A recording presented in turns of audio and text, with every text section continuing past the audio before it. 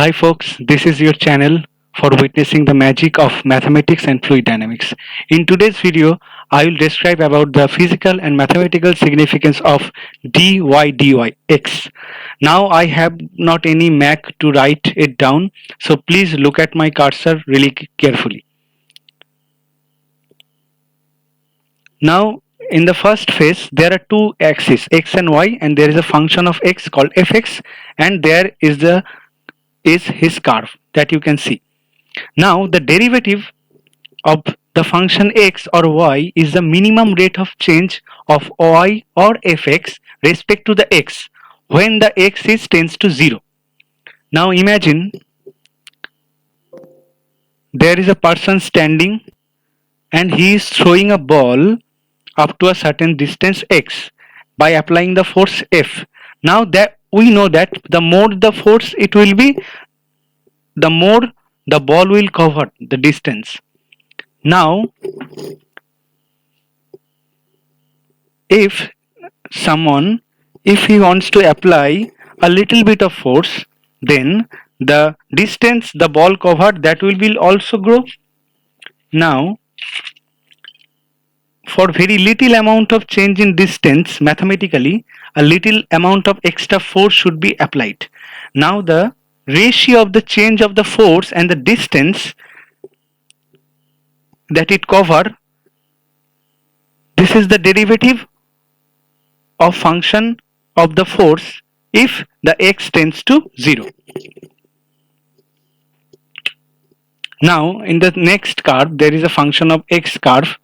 Now a certain particular amount of change, a little amount of change in the direction of x given at h, we got 2 points on the curve. One is function of x and another is function of x plus h, and they are formed a certain triangle. The ratio of these two sides are the gradient of the curve, which is also the derivative. This is one of the physical significance of it.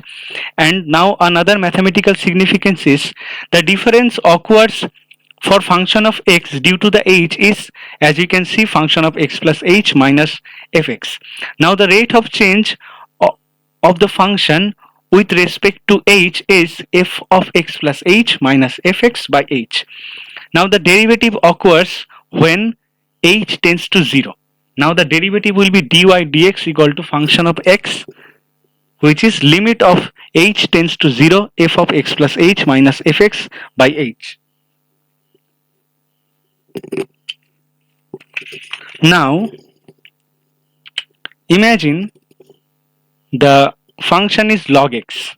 Now the dy dx will be derivation of fx, which is according to the formula limit h tends to 0 log of x plus h minus log x by h, which turns out to be limit of h tends to 0 log of x plus h by h, according to the formula of log a plus log b equal to log ab.